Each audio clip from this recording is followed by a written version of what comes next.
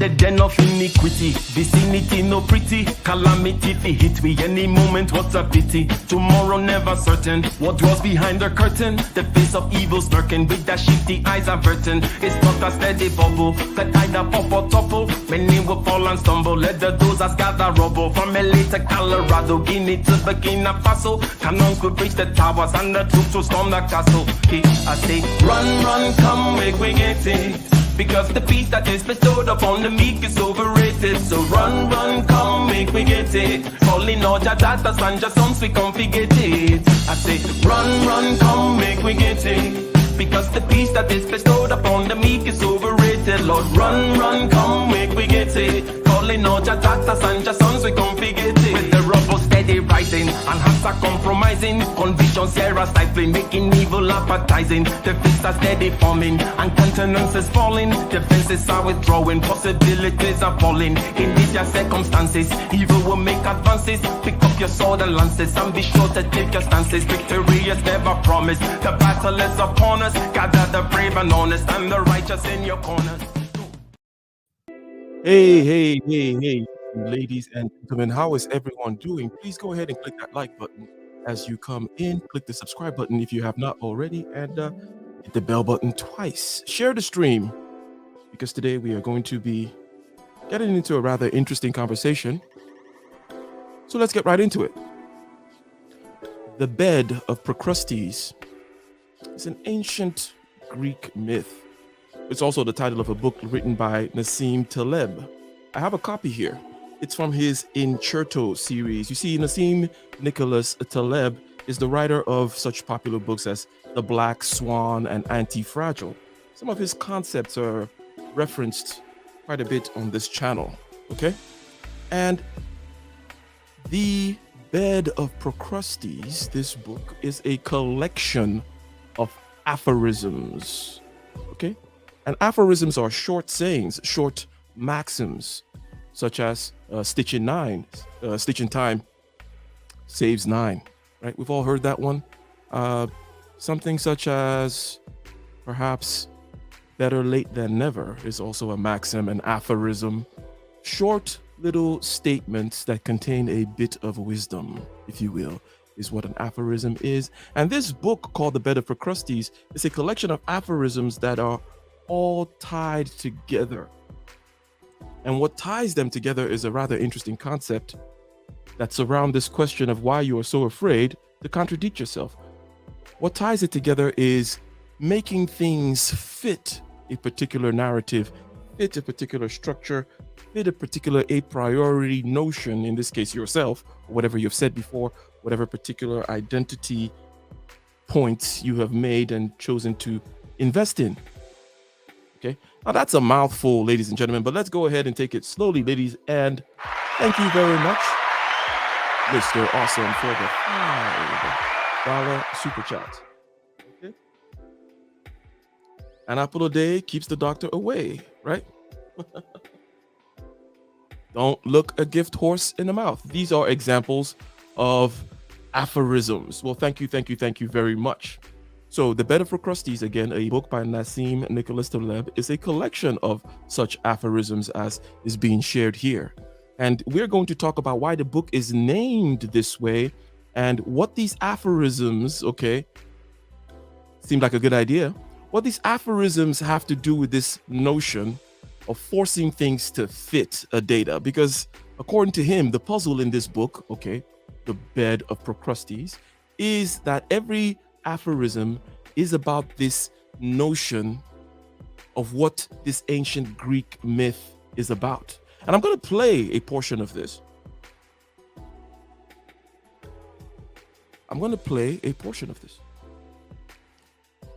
So that we can begin by introducing Procrustes. Who is Procrustes? Okay, and what is the myth of the Bed of Procrustes? And by the way, I'm not sure if it was Greek or not. Maybe I spoke too soon. Let's go ahead and check this out. Okay, fair use. The Bed of Procrustes, Philosophical and Practical Aphorisms, by Nassim Nicholas Taleb. Narrated by Sean Pratt. Procrustes. Procrustes in Greek mythology, was the cruel owner of a small estate in Corydalus in Attica, on the way between Athens and Eleusis, where the mystery rites were performed. So it is Greek mythology. I was not wrong there. Okay, Procrustes, ancient Greek. Okay, he was a cruel landowner. Okay, let's continue. Procrustes in Greek mythology was the cruel owner of a small estate in Corydalus in Attica, on the way between Athens and Eleusis, where the mystery rites were performed. Procrustes had a peculiar sense of hospitality. He abducted travelers, provided them with a generous dinner, then invited them to spend the night in a rather special bed. So we're introduced to Procrustes here. He's a landowner. He's a rather cruel guy, and apparently he has a little weird sense of humor or a way of dealing with people. He would abduct people and then invite them to a special dinner and whatnot, and then say, hey, stay in my house, and it'll take him to a special bed. He wanted the bed to fit the traveler to perfection. Those who were too tall had their legs chopped off with a sharp hatchet. Those who were too short were stretched. His name was said to be Damastes or Polyphemus, but he was nicknamed Procrustes, which meant the stretcher. The stretcher. Okay, let's listen to that rather short synopsis of the story of the bed of Procrustes one more time. Okay, from what I gather, it is Greek mythology. He is a cruel landowner, and he invites people over, or he abducts them. He has a nice dinner, a conversation, and then he says, hey, come sleep on my bed. And the bed has to fit perfectly, apparently. People have to fit perfectly to the bed. If you're too short, you get stretched. And if you're too tall, you get cut. So that's interesting. This idea of things fitting. This idea of things fitting the bed. Okay? Let's hear that one more time. And then we'll hear some of these aphorisms. I will try to see if we can tie in. Okay? If we can string them together, if you will. Ladies and gentlemen, again, please like the video, share the video, and do like Mr. Awesome has done already by donating. Thank you. Procrustes had a peculiar sense of hospitality. He abducted travelers, provided them with a generous dinner, then invited them to spend the night in a rather special bed. He wanted the bed to fit the traveler to perfection. Those who were too tall had their legs chopped off with a sharp hatchet. Those who were too short were stretched. His name was said to be Damastes or Polyphemus, but he was nicknamed Procrustes, which meant the stretcher. In the purest of poetic justice, Procrustes was hoisted by his own petard. One of the travelers happened to be the fearless Theseus, who slayed the Minotaur later in his heroic career. After the customary dinner, Theseus made Procrustes lie in his own bed. Then, to make him fit in it, to the customary perfection, he decapitated him. Theseus thus followed. Okay, so I guess Theseus gave Procrustes a taste of his own medicine. Okay. Theseus turned the table, or in this case, the bed, on Procrustes and made him fit. Okay, made him fit the bed, made him fit his own narrative. Bet he didn't see that one coming. Okay, and chopped off his head. Now, Taboo Smash says here something which is a good answer to the question, saying that we do indeed fear contradicting ourselves. And that is because we don't want to be seen as inconsistent or a fool. However, there is a side of ourselves that knows that unless we can contradict ourselves, we do not grow. Is that not right? Is that not right? So we know, we're not stupid. We know that we need to indeed contradict ourselves. We need to be able to come up with new iterations of understanding, new refinement of opinion, new data collected to contradict old opinions. Therefore, you update the opinions. Otherwise, we will be indeed the fool that we are afraid of being.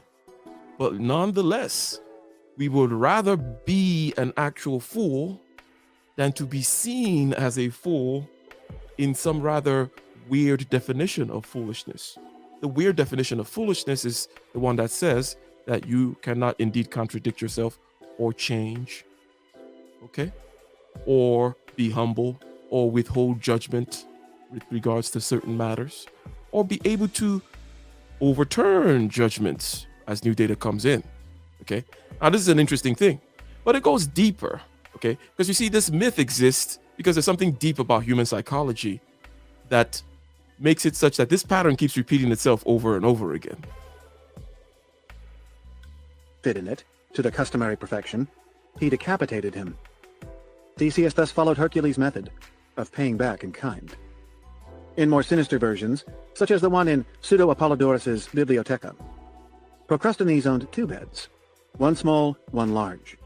He made short victims lie in the large bed, and the tall victims in the short one. Every aphorism here is about a Procrustean bed of sorts. We humans, facing limits of knowledge and things we do not observe, the unseen and the unknown, resolve the tension by squeezing life and the world into crisp, commoditized ideas, reductive categories, specific vocabularies. Indeed. So just like Procrustes, we are faced with all these different pieces of data. We're faced with all these different priorities. We're faced with different influences from family, from the township, from our jobs, from society, from our religions, from our notions of ourselves, all this confusion. And then we try to fit it into nice little packages, you know? We try to come in and we draw a grid. It's like you see a natural landscape and you see the paths that water takes. It's never a straight line, is it? Am I right, Leroy? The water path doesn't take a straight line.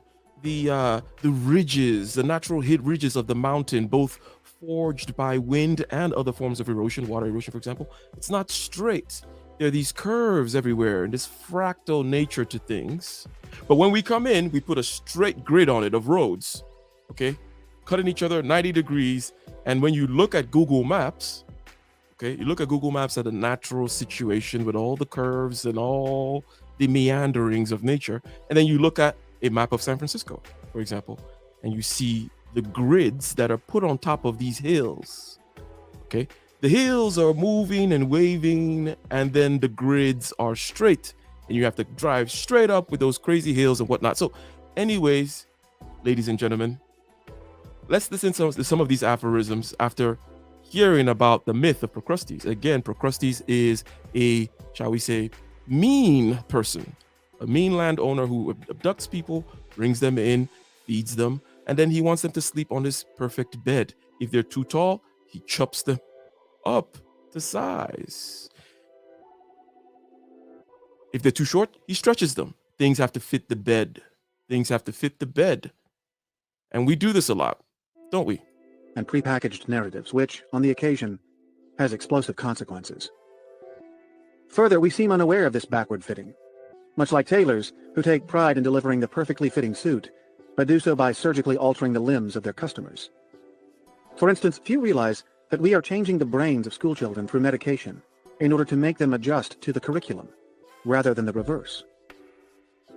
Since aphorisms lose their charm whenever it...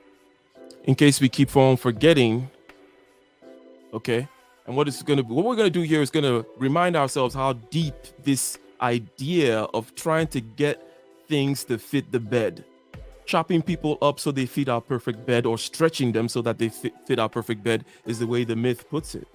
But you know, these ancient myths exist for a reason, meaning that they tend to describe a deep, fundamental psychological aspect of human beings. And listen what he just said. So today, rather than change the classroom, we force the kids by giving them Ritalin, which is perhaps just as bad as chopping their legs off. Are we beginning to get the picture here? And then we're going to hear the aphorisms. This is just the beginning, right? And it'll be interesting to see how deep this goes, because it is the same tendency that makes it such that we don't want to contradict ourselves. We don't want to contradict ourselves. It's already been seen. The poll is there that most people are saying that is true, that we're kind of afraid of contradicting ourselves. We have 72% so far saying yes out of 18 votes. Okay. But as we continue here, the same tendency of not wanting to contradict ourselves makes us to force other things, complex things, into little boxes which we have defined, such as giving kids Ritalin so that they sit in the little box which we've created for them, rather than change the box. That we are changing the brains of schoolchildren through medication in order to make them adjust to the curriculum, rather than the reverse. Since aphorisms lose their charm whenever explained, I only hint for now at the central theme of this book. I relegate further discussions to the postface. These are standalone compressed thoughts revolving around my main idea of how we deal and should deal with what we don't know. Matters more deeply discussed in my books, The Black Swan and Fooled by Randomness. My use of the metaphor of the Procrustes bed isn't just about putting something in the wrong box. It's mostly an inverse operation of changing the wrong variable, here the person rather than the bed. Note that every failure of what we call Interesting. It's not just about putting things in the wrong box, his set of aphorisms. Okay? These set of aphorisms are not just about putting things in the wrong box, but it's about changing the wrong thing. For example, changing the children rather than changing your school program, with the whole Ritalin thing he just gave us an example. Okay? Now you go about changing the wrong thing. You cut the person rather than change the size of the bed. The bed of Procrustes. variable, here the person rather than the bed. Note that every failure of what we call wisdom, coupled with technical proficiency, can be reduced to a Procrustean bed situation. Preludes. The person you are the most afraid to contradict is yourself. An idea starts to be interesting. Okay, so that was the first aphorism, and that's why it is the title of this video. So far, we've seen the bed of Procrustes. We think we understand what the myth represents. We've talked about, hey, look, we do this thing in our schools where we force kids to fit into a box rather than change the box. It is crazy to try to be cutting the thing you should not be cutting, forcing or changing or doing violence to the thing you should not be doing violence to, because you should be doing and changing and forcing the other thing, such as the school program, such as the ability to let maybe boys run around more as they learn. You don't change that. You rather give them drugs. And again, that notion that we rather force things to fit rather than change is the same reason why I think the answer is yes, that we are most afraid contradicting ourselves. Because rather than change certain notions that we have, we force it to fit our own notions, even when no one is watching. You see, Taboo Smash told us that, hey, we don't like to contradict ourselves because people are watching, and we don't like to seem as fools. I say, hey, well, that'll be good if that was the only case in which it happens. But Taboo, do you agree that you don't want to contradict yourself even when people are not watching? Point being, whether you do it or not, it's not that important, but that there is a tendency for you to not want to contradict yourself, even when people are not watching, because you rather force things to fit the situation you've already got going on. Economists call it the sunk cost fallacy, do they not? Right? You're like, okay, I'm going to keep on doing this thing because I've already come this far. Don't we know that one, Leroy? Well, I've already come this far, so I might as well keep on going. What's behind that statement is, look, I already got a box and I'm going to force everything into it. There's new data that tells me that this path that I'm going down is not the good path. But hey, I've already come this far. This investment that I'm making right now is not a good investment. But hey, I already put like $1,000 into it, so I feel already invested. We're invested in also ourselves. And we're invested in things. We're invested in stories. And this is what forces us. Forget if anyone else is watching or not. This forces us, okay, to want to change the things that we can't change, force things into boxes and all that kind of stuff, just so that we keep the story going. I've already come this far. Might as well keep on going. When you get scared of taking it to its logical conclusion. Pharmaceutical companies are better at inventing diseases that match existing drugs, rather than inventing drugs to match existing diseases. Okay, this is another one. And again, we're going through these aphorisms with the understanding of the theme and trying to see how these aphorisms represent or demonstrate this theme of us trying to fit things into the wrong boxes and change the wrong variables, trying to change the kids rather than change your school system, for example. Okay, now he just gave another one. Okay, and let me put it in his own words. Let's see here. That match existing drugs starts to be interesting when you get scared of taking it to its logical conclusion. Pharmaceutical companies are better at inventing diseases that match existing drugs, rather than inventing drugs to match existing diseases. The inventing of diseases, ladies and gentlemen, what could he possibly mean by that? Some could take it two ways. Well, or at least we could take it two ways, is what I'm saying. Some could say, hey, you know what? They're actually injuring you with their interventions. They're giving you these medicines, pumping you full of these chemicals that actually make you sick so that you can come back. That's one way of looking at it. Okay. Now that way is sinister and it requires certain kind of special intentions behind it. I don't even think you need any special intentions, because I think the other way is more apt to happen. What is this other way? The other way means, look, I just start defining things as diseases. Take, for example, rather than change the classroom, I call the kids ADD. Right? So I don't have to, so before I even give the kids anything, I start defining situations as being problematic. I start medicalizing. I start pathologizing.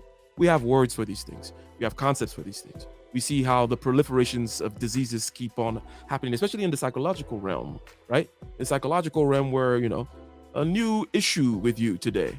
And this issue might actually be as a result of external environments, like the classroom being wrong, okay? The classroom is wrong, but rather you give the kid the medicine rather than change the classroom. You want to change the kid rather than change the classroom.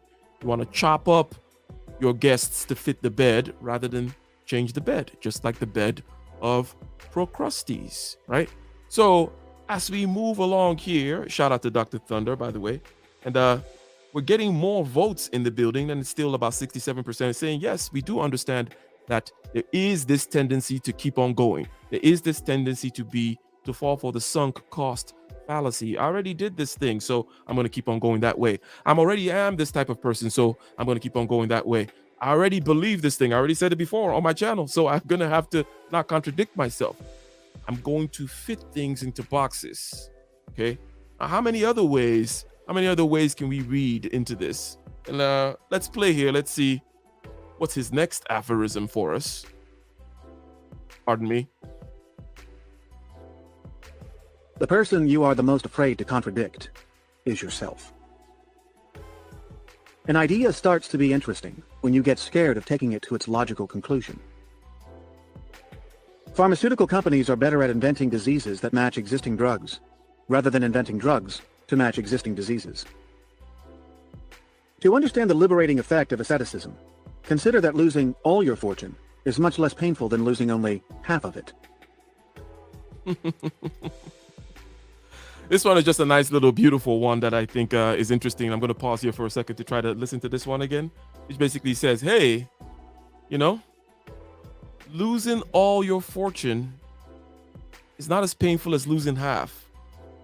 Can we understand that?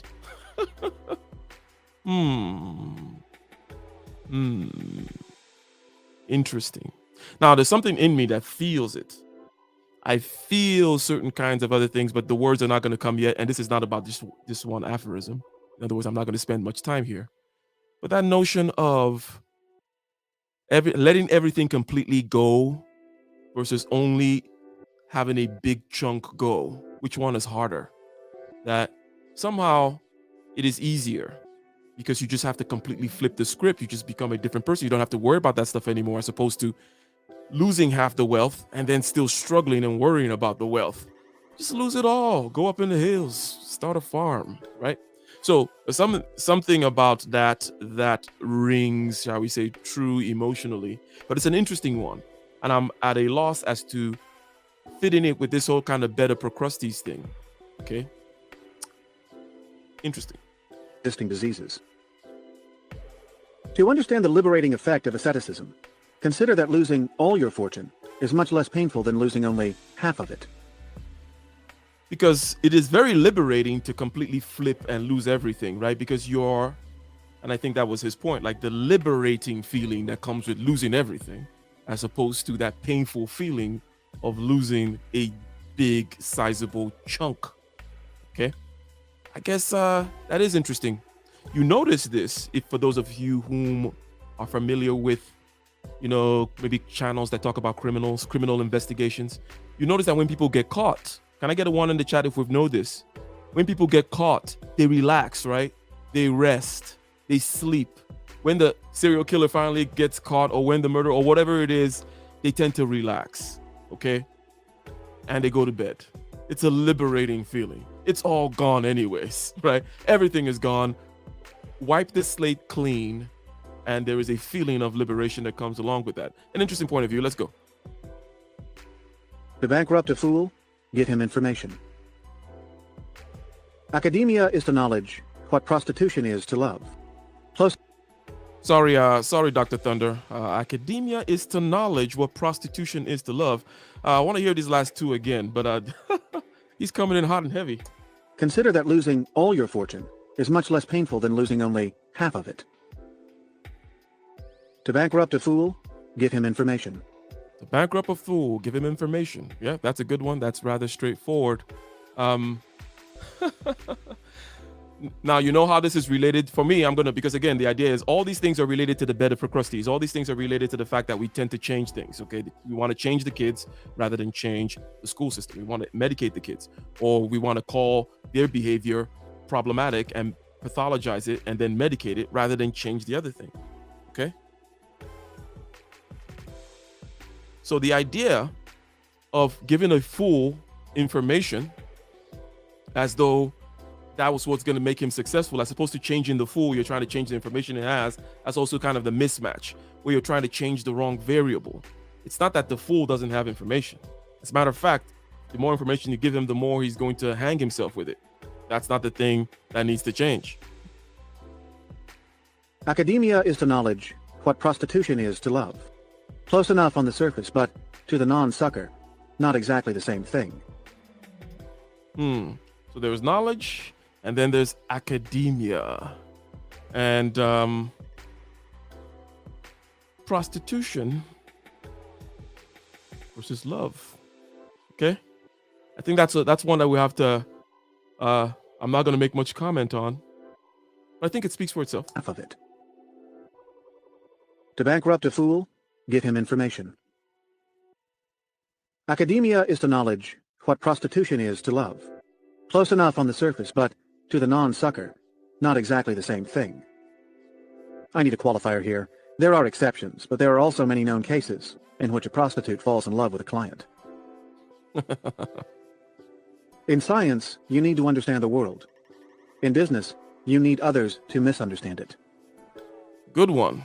In science, you need to understand the world. In business, you need others to misunderstand it. Now, what comes to mind immediately is marketing. In other words, in business, you need to give people a vision of the world that you're selling them. As a kind of a, shall we say, influence-minded type of person, someone whom is interested in how to communicate and persuade others. I understand that when I'm selling something, I'm always selling you a vision, a narrative, not reality. I'm not selling you reality. I'm selling you a future, a vision, an experience, an identity. Okay. Again, I'm not selling you a dishwasher. I'm selling you a clean kitchen experience where you get to sit down on a Saturday afternoon and drink coffee and the breeze is blowing, right? Get what I'm saying, Leroy? Get what I'm saying, Snuggles? That's what we sell, right? That's what we sell. So that's the first thing that comes to mind with this particular aphorism, which I haven't heard before, which basically says, hey, in science, you try to understand the world, but in business, you try to make others misunderstand the world. Or at least, see it through your vision so that it can buy your Maytag or whatever else it is you're selling.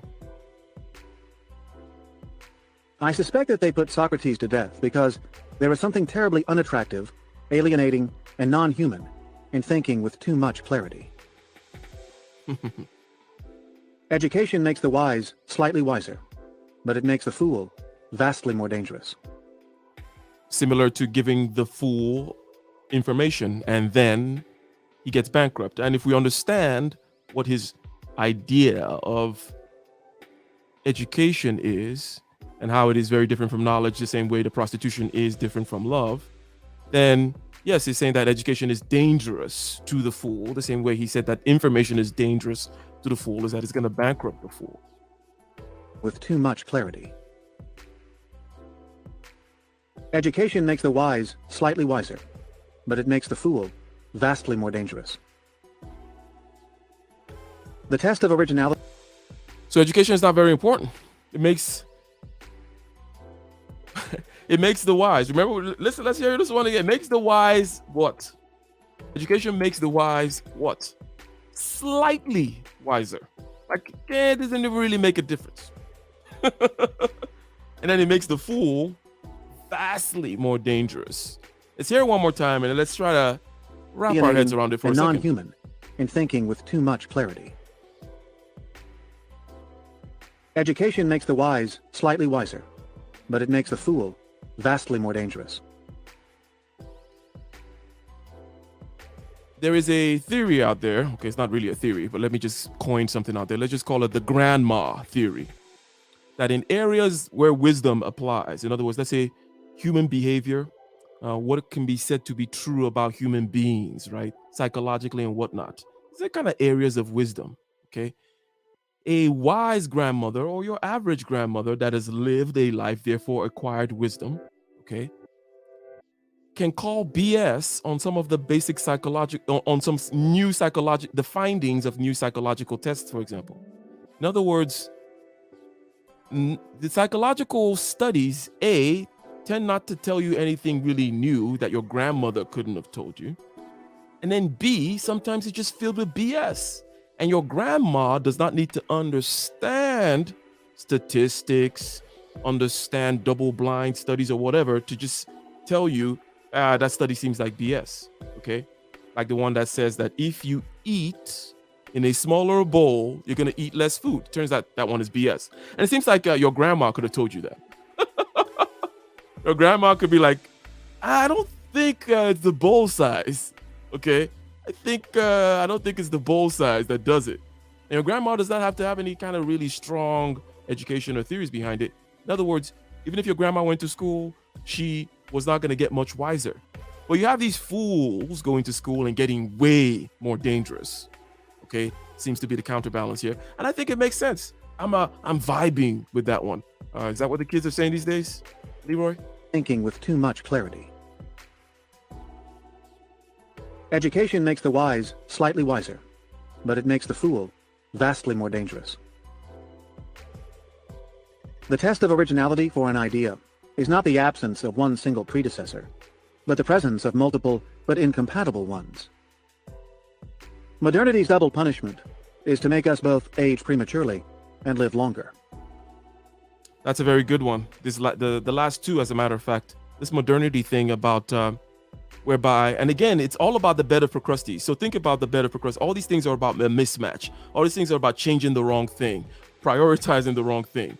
Again, what is the bed of Procrustes? For those of you who are just coming in, oh yes, Procrustes was a ancient Greek guy. Okay, it's an ancient Greek myth, and he's an estate owner, and he would kidnap people, bring them to his estate, feed them a nice dinner, and then invite them to sleep on his bed, on his special bed. And if they're too tall for the bed, he chops them off so they fit perfectly. If they're too short for the bed, he stretches them. And then later on, he got a taste of his medicine when Theseus came through and chopped his head off so that he can fit on the bed. Okay, and then we started understanding that this is something that we do both with ourselves in terms of being afraid to contradict ourselves, fitting things into a box, sunk cost fallacy, changing the kids rather than changing your system and whatnot. Okay, so that's what we're doing here, and that's how we're looking through all these particulars. Let's hear the last two. I think they were pretty good, and we shall continue. But the presence of multiple but incompatible ones is not the test of originality for an idea is not the absence of one single predecessor. Original idea, okay? It's not about whether it is brand new, came out of the blue, has no predecessors. Okay. The test of an original idea is not about whether it has predecessors. Okay. But let's see. But it makes the fool vastly more dangerous. Hear it again. The test of originality for an idea is not the absence of one single predecessor, but the presence of multiple but incompatible ones. Okay. Yeah. So when you have these many different kinds of theories, for example, trying to unify gravity and quantum mechanics, for example. Okay. When you have multiple and incompatible ones, and then there's a new one. So yeah, that's interesting because we tend to want to judge the originality by something that just came out of the blue rather than looking at, hey, it's going to be a multiplicity of things that are incompatible, and you're coming up with a new one. Okay. But the next one, ladies and gentlemen, let's see. Next one is rather key. Modernity's double punishment is to make us both age prematurely and live longer. Aging prematurely and then also living longer. Isn't that interesting? Okay, because we're like, hey, we're gonna get you these pills and we're gonna get you these injections and hip replacements and all kinds of other things and life support machines and what have you, so that we keep you here longer. But your time here is going to become less enjoyable quicker. In other words, you're going to get older quicker. The quality of your life is going to get crappier quicker. It's like you're going to have a crappier quality of life, or you'll live longer, though. Seems to be an idea again about messing around with the wrong variable. Should we not be increasing the quality of life rather than just prolonging a shitty life? I don't know. What do we think about that? Would you rather increase the quality of life or prolong a shitty life? Let me type it down and put up another vote. I think that the first poll we had is at a point where it's about 70-30 in terms of percentage. People saying yes, that they are indeed most afraid of contradicting themselves. Okay. But if we ask this question, okay, would we rather improve the quality of a short life or extend this dreary, modern, traffic filled, isolation laden, loneliness filled, alienation and divorces and single parent family, all the stuff, right? Which makes the life rather crappy. Do we want to extend that? Let me type that. Let's see.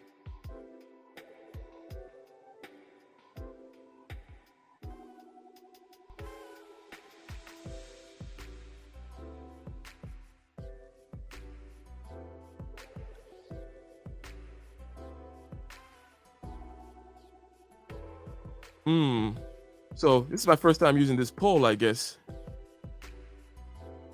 So it's not a question, it's a add this thing and then we remove that. Oh, I see.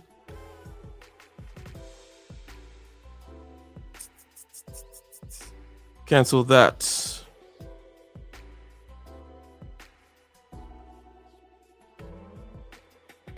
Let's see what's going on here in the chat. Shout out to Taboo Smash in the building. Always holding it down. Let's hope Snuggles isn't causing too much trouble. Okay. To play devil's advocate. If you try to change the school to accommodate a kid, you will need to continue to change the school for other kids. This is true. Okay. However, this is not just a question of an eccentricity in terms of the kids. This is not a question of the minority in terms of the kids. This is a question of, let's say, majority of boys, let's say. And that even the other boys that maybe are fine, are more fine sitting still or with the program, that they're not going to mind if things loosened up a little bit. So it's a quantitative argument at this point, right? It's not something that you're doing for the extreme case. You're not doing this for the extreme case, I don't think. I think you're doing this you're forcing the wrong variable for the majority of people, would be my assumption, ladies and gentlemen. But let's continue. The better Procrustes, fitting things where they don't belong. changing the wrong variable, the sunk cost fallacy, being afraid to contradict yourself. All these things, all related. An erudite is someone who displays less than he knows. A journalist or consultant, the opposite. Ooh, someone who really knows doesn't say much, and someone who doesn't really know says much. Leroy, do you agree with that? Okay, and if you agree with that, why do you guys think that is? Let me give my answers. Okay, again, let me say this. Let's repeat the aphorism, okay, in his own words, and then let's see if we agree and why do we think it's true. Okay, or why do we disagree with this one? Is not the absence of one single predecessor, but the presence of multiple but incompatible ones. Modernity's double punishment is to make us both age prematurely and live longer. An erudite is someone who displays less than he knows. A journalist or consultant, the opposite. Okay, so why is it that way? Okay, so let's think about it. Here's the reason why I think it tends to be the case. Now, as usual, there are a couple of areas. One major area is this. Most things are like riding a bicycle. Can you tell someone how to ride a bicycle? Can you really communicate with someone how to ride a bicycle? Okay? Not really. And most things are that way, but people don't know that most things are that way. In other words, most people don't understand that in the doing of things, there is a certain kind of tacit knowledge which cannot necessarily be communicated. We can communicate it abstractly. We say, oh, it's muscle memory or it's whatever it is. We do some kind of neurological thing and we say some things, right? But there is no way of communicating that to you other than saying you got to get on the bicycle and just fall a few times and then you get it. Okay? So people whom, for example, don't understand that most things are that way go about displaying the Dunning-Kruger effect, which is another way of talking about this, which is you think, oh, I could just talk about everything if I just know the Wikipedia version. But when you actually start doing the thing, you realize, oh, crap, I don't know nothing about it. I can't really say much about it. It's kind of like riding a bicycle. I can't describe it to you. What do I mean? Again, it's like people who want to tell you about real estate, okay? But they're not really in real estate, but they want to sound like they're, they know something. So they're going to be saying all kinds of things. But the guy who's really, really in real estate, he's going to be like, dude, man, you just got to get in. You just got to get in and start doing deals. That's how it tends to be. The people who are really doing stuff usually tell you, you just got to get in the bicycle. You just got to jump in the water. Makes sense, right? The people who are doing stuff usually tell you, hey, Leroy, hey, Mr. Awesome, you just got to start investing. You just got to start learning. You just got to start buying cryptocurrency. Whatever it is you ask them about, when they're really in it, all they can tell you is you just got to get on the bicycle.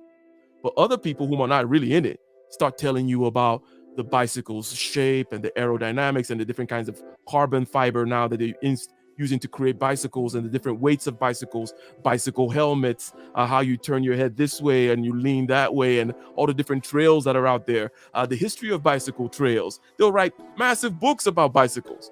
But the bicycle rider is just going to tell you, dude, got to get on the bicycle, bro.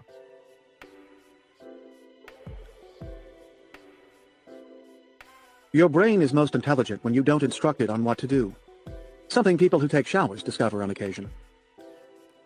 Yes, when you're taking a shower and then you get that bright idea. When you're taking a shower and you get that bright idea. This is a good one, but let's replay it and continue. The opposite. Your brain is most intelligent when you don't instruct it on what to do. Something people who take showers discover on occasion. If your anger decreases with time, you did injustice. If it increases, you suffered injustice. Now, this is an interesting one. I never quite completely wrapped my head around it. It seems like if you did injustice, if you did some kind of an injustice, your anger will fade away. But if you actually suffered injustice, the anger tends to go up. That one probably is heavily temperamentally driven, or there's some kind of allegorical thing in there that I have to interpret and then move on. But let's continue. Something people who take showers discover on occasion.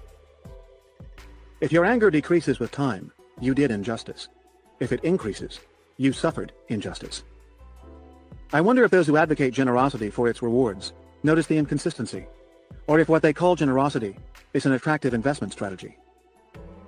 generosity for its rewards. That one is obviously kind of an inconsistency and contradictory. So therefore, is it generosity or is it an investment strategy? Am I sowing a seed into this individual so that I can reap it out later?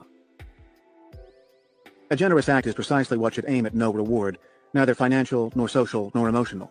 Dionic, that is, unconditional observance of duties, not utilitarian, meaning aiming at some collective or even individual gains and welfare. There is nothing wrong with generous acts that elicit a warm glow or promise salvation to the giver. These are not to be linguistically conflated with dionic actions, those emanating from pure sense of duty. He's talking about duty here. Interesting. One of the things I mentioned, or I have mentioned in the past on my channel, which I have a dedicated video that says that generosity is a superpower, is kind of doing this contradictory thing where I'm telling you what you're going to gain from generosity, right? I tell you that you're going to overcome certain kinds of internal quirks when you give generously. That money that you are afraid of giving away is still your master. And we all have a level of money that's still our master. You know what I mean? Like if I would tell you to empty your bank account right now, you're not going to do it. So that's still your master. Okay. But the point is, if you want to be able to throw away a $50 bill at a barista when you buy a $5 cup of coffee, that's mastering $50, right? You're mastering the $50. And as a result of mastering the $50, you're actually going to get many, many, many $50 bills. We understand that this tends to work. We understand that, you know, when you master yourself such that you don't need her number, she gives you her number, or she wants to be with you. People find you to be more interesting and charming when you don't give a crap. We understand this because it shows a level of mastery and independence. So you want to be independent of this holding tightly to my precious $50, right? So you throw that precious $50 away, and now you're mastering your fear of money at that $50 level. So this is that kind of contradictory thing where I'm telling you to be generous because it's a way of getting more money, a way of killing your fear of getting more money, a way of overcoming the mastery of $50 over you, right? So I do sell that snake oil from time to time, but it works. We know that it works, don't we? Those who think religion is about belief don't understand religion and don't understand belief. Oh my God, Dr. Thunder, are you in the building?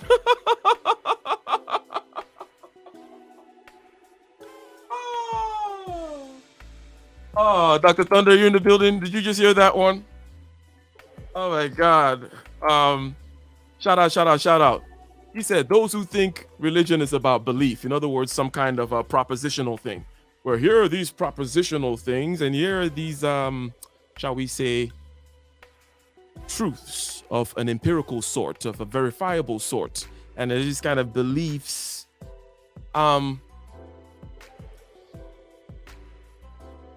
It is something, it is a rabbit hole that gets deep very quickly. However,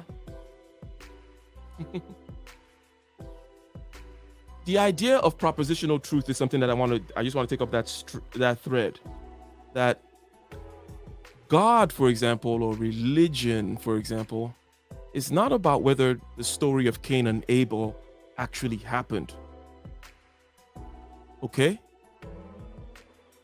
It is not about whether the story of Cain and Abel actually happened, and therefore whether I believe the story of Cain and Abel as some kind of empirical verifiable fact, or that it has some kind of scientific truth, for example, as to what the composition of the air is, how much nitrogen was in the air, or something like that, right?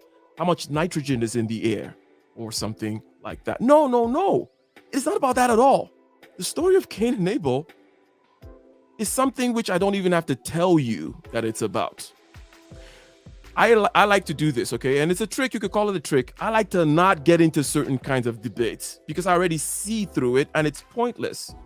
Call it arrogant, call it being deceptive and sly. I like to call it being like Jordan Peterson. Such that if you start asking me silly questions about the literalness of things that have to do with religion and spirituality, the empirical truth of these things, did it actually happen? And is it going to give me scientific knowledge? It's like, bruh, It's not about scientific knowledge. Don't worry about whether there was a guy called Cain and Abel and how was they, Adam and Eve, or whom he hit whom. But there's something deeply recognizable about that story. There's something deeply recognizable about the fact that we can become bitter. We can become bitter against existence itself because we feel like we've been dealt a bad card and our sacrifices are not working. And when we get bitter, what do we do? Who do we turn against? Who do we turn against, spiritual logic? We turn against that which is actually successful, the standard, right? The standard of success. We turn against Abel. Abel is working. Abel is getting the good sacrifice. I don't know. Abel's getting all the women. I don't know what Abel's getting, but he's getting something and we're not getting it and we feel bitter about it. Okay. Where then comes this idea of, oh, is it true? Is it not true? You're already miles away from where it's like we're not even in the same zip code. Okay. And by the way, this is only the beginning of the understanding. And then we have to start drilling into the story, deeply into the story. So I don't want to talk to somebody who's in a different zip code, okay, when I'm trying to be at a very specific place and then I got to start drilling down. These people are not even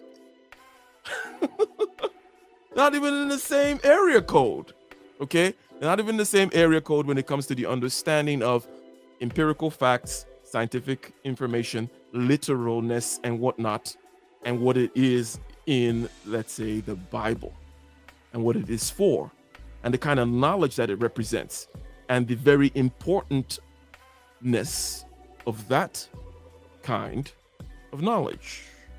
Okay? But I have to get that one off my chest. Promise salvation to the giver. These are not to be linguistically conflated with deonic actions, those emanating from pure sense of duty. Those who think religion is about belief don't understand religion and don't understand belief. Work destroys your soul by stealthily invading your brain during the hours not officially spent working. Be selective about professions. This is a very good one. It says like having a profession is like a necessary evil. It's this poison you have to take. Okay? So take a poison that is not so dangerous. Take a poison that is not so corrosive to your brain, because when you're not working, your brain is still getting infected by the work habits, the work thoughts, the work patterns, the work modes of being. Hence, if you're doing something particularly silly, or indeed something you do not enjoy, something that does not bring satisfaction to your soul, but then also something that is silly, something that messes up your brain, that yeah, interesting, a necessary evil. Let's hear that one more time. Religion is about belief. Don't understand religion and don't understand belief. Work destroys your soul by stealthily invading your brain during the hours not officially spent working. Be selective about professions. In nature, we never repeat the same motion. In captivity, the office, gym, the commute, sports, life is just repetitive stress injury. Ouch. That's a good one. You got to use that one next time. Life is a repeated stress injury. In captivity. In other words, in cities, at work, at the gym. In other words, if you're a strong man, okay, and you're a strong man because you're living out there in nature and you're hunting, okay, you climb the hills and you pick up the rocks and you move the boulders and you take down the deer and you gut it and you do all these things and you carry heavy sacks around. You're not doing these repeated motions of bench presses, for example, right? Okay? Or curls, or taking these weird forms and doing these kinds of things, which you also do at work, which you also do in the freeway, which you also do every year when you do your taxes, or whatever it is, whatever these gesticulations that we do in a repetitive fashion. And then he says life is repetitive stress injury. That's a good one. No randomness. Randomness is the important aspect here. We lose randomness. Guess what? Remember when I said we lose a certain aspect of the natural flow of things when we'd like to put grids? Because again, this is the bed of Procrustes. The bed of Procrustes is again about putting people in this perfect bed. And if they're too tall, you chop them up, okay, so that they fit your box. If they're too short, you stretch them, okay? And we talked earlier about the fact that the flows of river the flows of the mountain and the slopes formed by erosion of wind and, let's say, water. These things tend to have a fractal, curvy, irregular pattern to them. And then we come and then we put these grids on them also, for example, and we try to remove randomness and irregularity.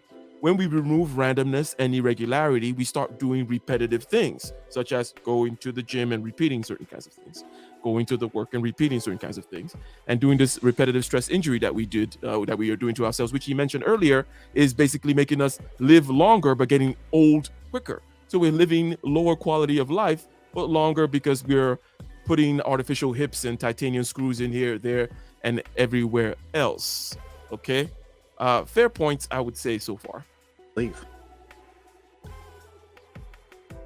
Work destroys your soul by stealthily invading your brain during the hours not officially spent working. Be selective about professions. In nature, we never repeat the same motion. In captivity, the office, gym, the commute, sports, life is just repetitive stress injury. No randomness. Using as an excuse others' failure of common sense is in itself a failure of common sense. Compliance with the straitjacket of narrow, meaning Aristotelian, logic, and avoidance of fatal inconsistencies are not the same thing. Economics cannot digest the idea that the collective and the aggregate are disproportionately less predictable than individuals.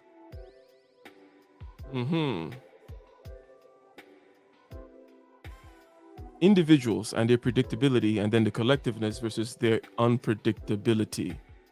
Interesting. There are two things about that.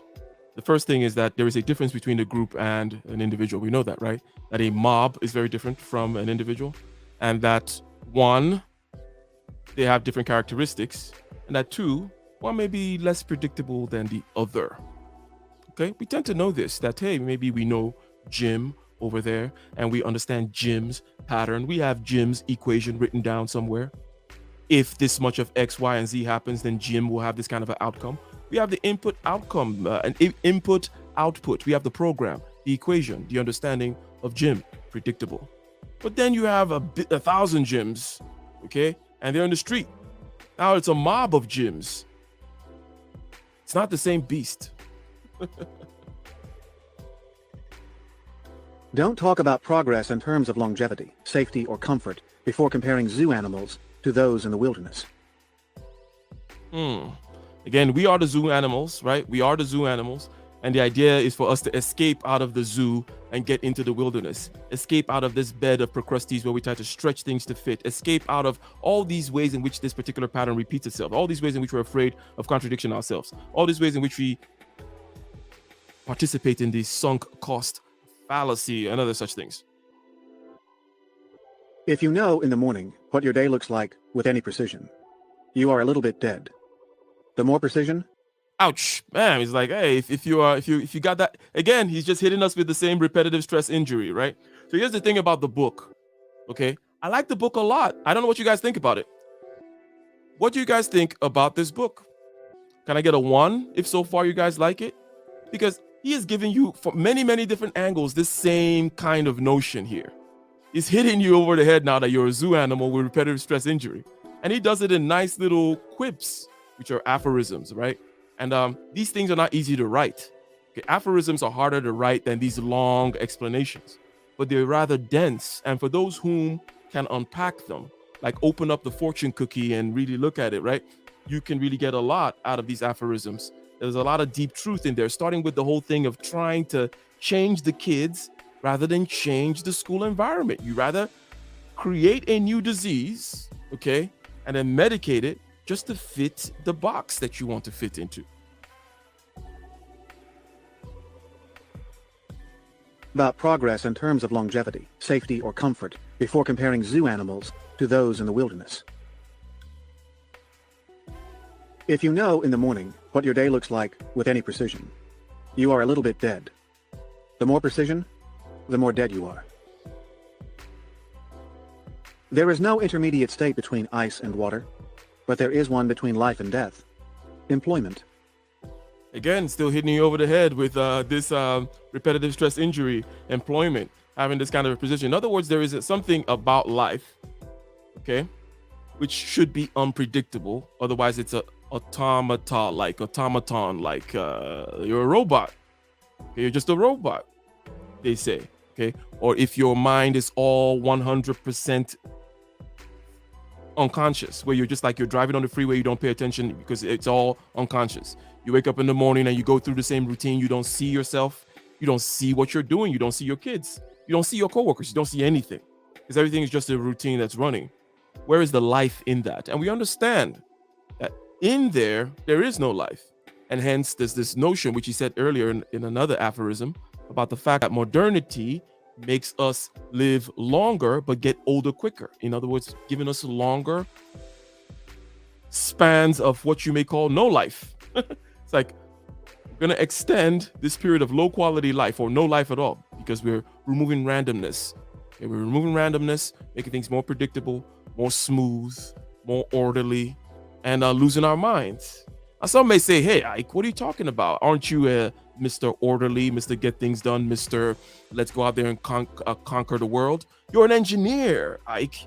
Aren't you guys responsible for all these straight lines out here and whatnot? Oh, yes.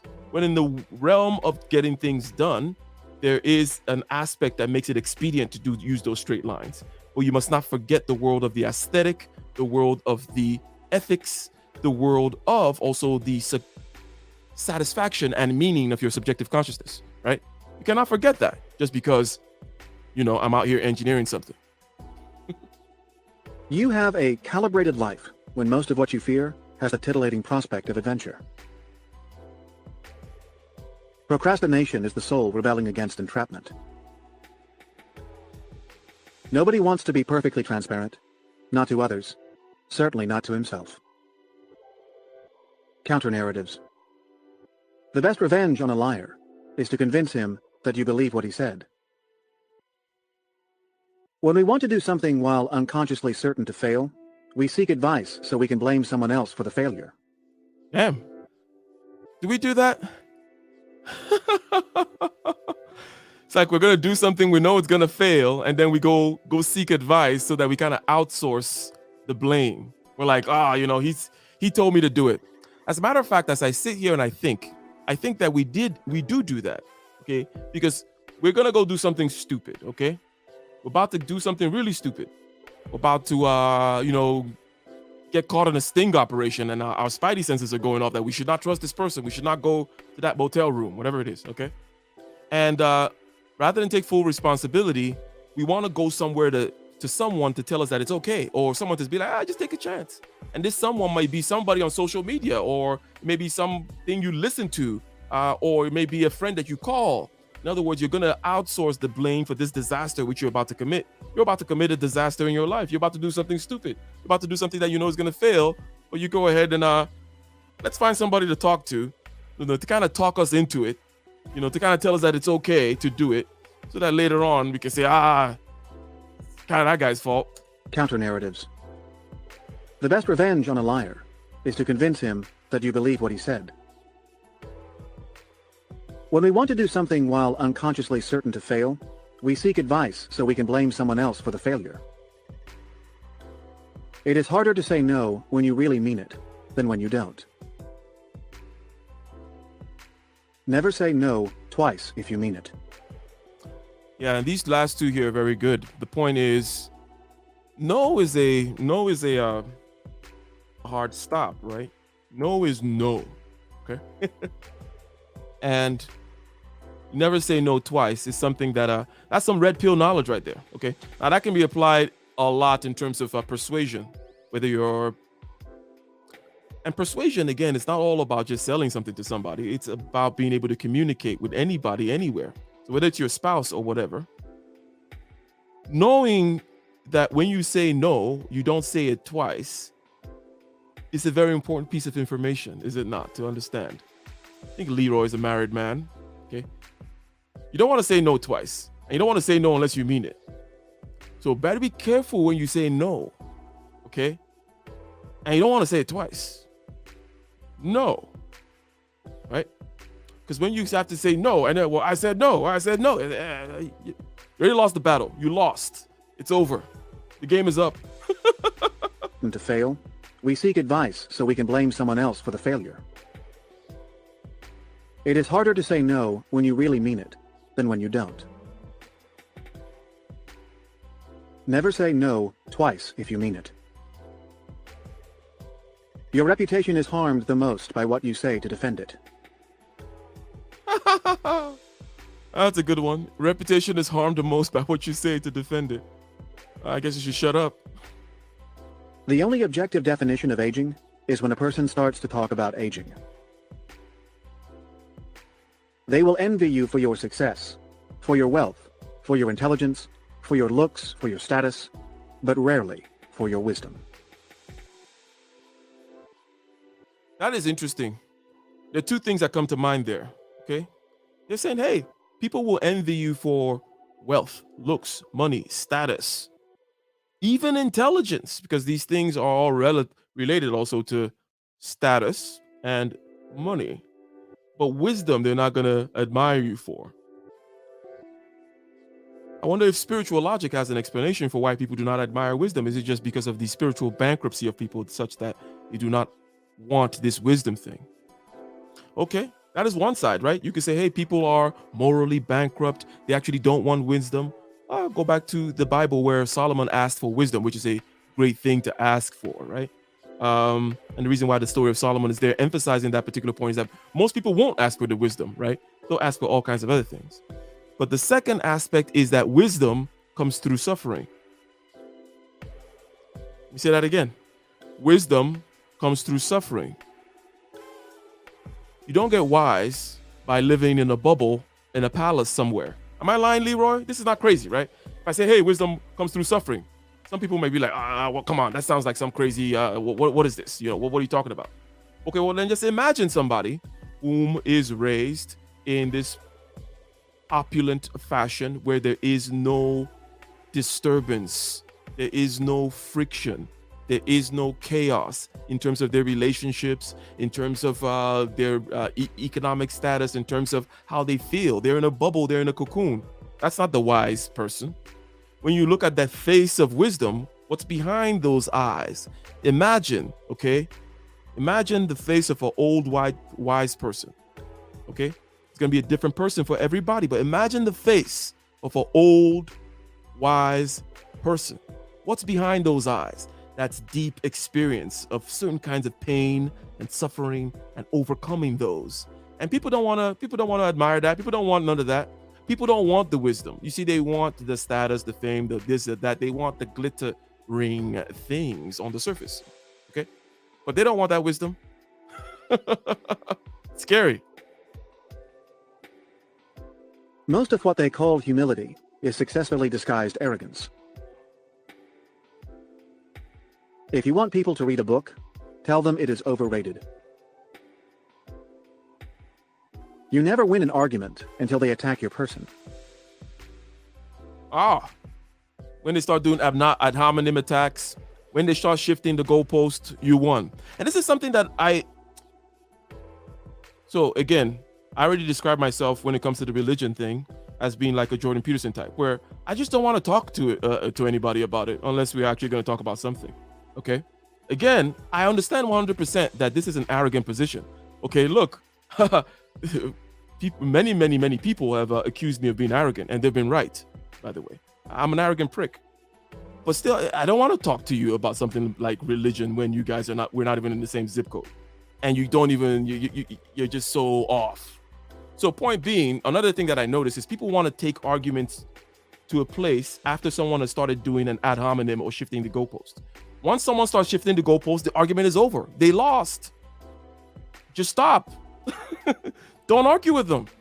Why follow them again to this other zip code, this other place where you're going to get stabbed and lynched?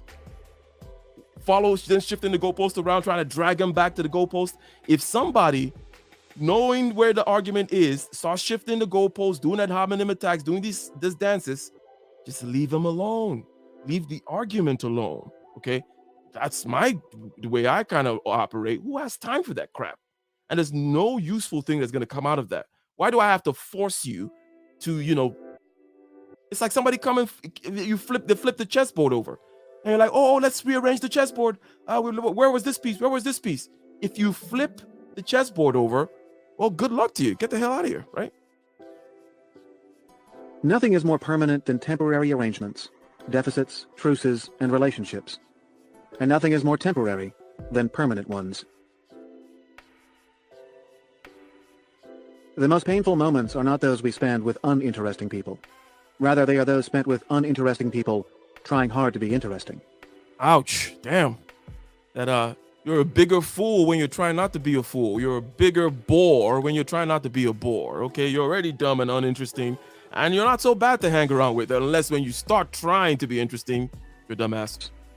And nothing is more temporary than permanent ones. The most painful moments are not those we spend with uninteresting people. Rather, they are those spent with uninteresting people trying hard to be interesting. Hatred is love with a typo somewhere in the computer code. Correctable, but very hard to find. I wonder whether a bitter enemy would be jealous if he discovered that I hated someone else. Interesting question. He just mentioned two aphorisms back to back which relate hate and love. We all understand this. We all have been in that relationship where afterwards, what we feel is deep, it is passionate, and it is the opposite of love. Or is it? Why is it there? If this thing tends to come out with this, aren't they two sides of the same coin? If the passionate hatred always goes along with this seemingly passionate love, where is the difference there? Should we not just be looking at them as the same coin? Yes, we should. The problem with this coin thing is we can only look at one side of a coin at a time. Okay? So once we recognize that something is two sides of a coin, it doesn't solve the problem of our psychology still looking at only one side at a time. It is hard for us to see, well, what is the love and the hate, right? Hard for us to see, well, the yin and the yang. Hard for us to see the dark side of the moon, light side of the moon type things. We have to look at one face and look at the other face. And when these two things happen as a pair, when one happens, the other one flips over. Well, he's asking, hey, will an enemy be jealous? Do you think your enemies are jealous of you if you start hating someone else? Like, no, you're my special enemy. He was like Batman and Joker. Okay? If Batman goes and starts, finds and starts flirting with another enemy, the Joker's gonna be hurt. Is he not? The characteristic feature of the loser is to bemoan, in general terms, mankind's flaws, biases, contradictions, and irrationality, without exploiting them for fun and profit. The test of whether you really liked a book is if you reread it, and how many times. The test of whether you really liked someone's company is if you are ready to meet him again and again. The rest is spin, or that variety of sentiment now called self-esteem. We ask, why is he rich or poor? Not, why isn't he richer or poorer? Why is the crisis so deep? Not, why isn't it deeper? Hatred is much harder to fake than love. You hear of fake love, never of fake hate. Good. And that's the last one we will hear today. You hear of fake love, never of fake hate. So he's again introducing that flip, that there's this dichotomy here of two sides of the same coin. And maybe one side is more real, that the person you genuinely then hate afterwards is the person that you actually did love, right?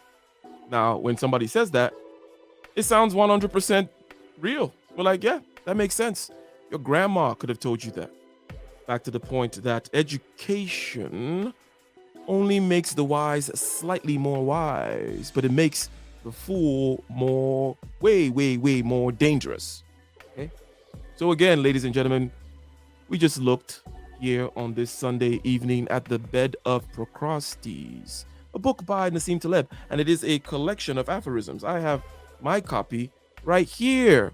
Okay, it's part of the Incerto series. This is a collection of books. I have it nice, in the nice little suede cover and all that crap. But it's a collection of books that have to do with uncertainty. okay, the nature of uncertainty and randomness in the world, and how we try to remove uncertainty and randomness from the world to our own detriment, how we try to fit things into boxes, how we try to do the sunk cost stuff, how we try to protect our foolish inconsistencies, how we try to protect our foolish inconsistencies.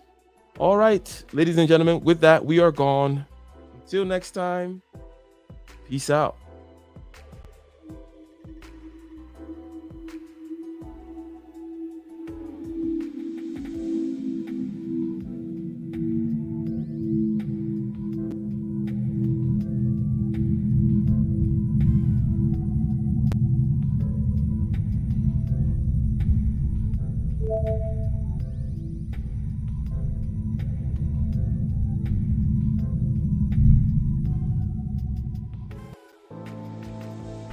Young man, do you want to succeed, to expand beyond your horizons? If you want to be free, then you must learn to master yourself, your thoughts, feelings, your body and spirit. Master your subjective consciousness. Every action has an opposite and equal reaction. The world outside of yourself is ruled by those who are not ruled by their base instincts.